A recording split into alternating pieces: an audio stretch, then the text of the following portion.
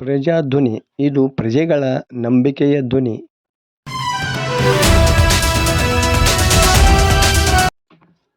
ಲಕ್ಷ್ಮೇಶ್ವರದ ಈಶ್ವರೀಯ ವಿಶ್ವವಿದ್ಯಾಲಯ, ವಿವಿಧ ಸಂಘಟನೆಗಳು ಹಾಗೂ ಹುಬ್ಬಳ್ಳಿಯ ವರದಶ್ರೀ ಫೌಂಡೇಶನ್ ಧ್ಯಾನ ಸಂಸತ್ತಿನ ವರದಶ್ರೀ ಪರಿವಾರದ ಆರ್ಗ್ಯಾನಿಕ್ ಅರಮನೆ ಇವರ ಸಹಯೋಗದಲ್ಲಿ ಸಿದ್ಧ ಕಣ್ಣಿನ ಹನಿ ಹಾಕುವ ಕಾರ್ಯಕ್ರಮಕ್ಕೆ ಮಂಗಳವಾರ ಲಕ್ಷ್ಮೇಶ್ವರ ಚೆನ್ನಮ್ಮನ ವನದಲ್ಲಿ ಉದ್ಯಮಿ ವಿಜಯ ಮಹಾಂತ ಶೆಟ್ಟರ ಚಾಲನೆ ನೀಡಿದರು.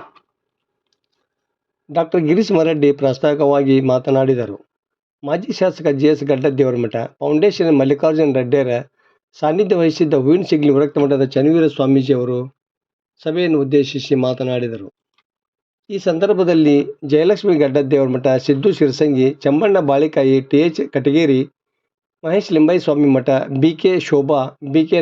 Nagalambike, B. K. Pavitra, B. K. Sumangala, Venkatesh Matade, Iranna Ankalakoti, M. K. Kallimath ಮತ್ತಿತರರು ಇದ್ದರು. ಬಸವರಾಜ ಸಂಗಪ್ಪ ಶೆಟ್ಟರ ಸ್ವಾಗತಿಸಿದರು. ಮಠ ನಿರೂಪಿಸಿದರು. ಸಾವಿರಾರು ಜನರು ಸಿದ್ಧ ಕಣ್ಣಿನ ಹನಿ ಹಾಕಿಸಿಕೊಂಡರು. ವರದಿ ನಾಗರಾಜ ಹಣಗಿ, ಪ್ರಜಾಧ್ವನಿ, ಲಕ್ಷ್ಮೇಶ್ವರ.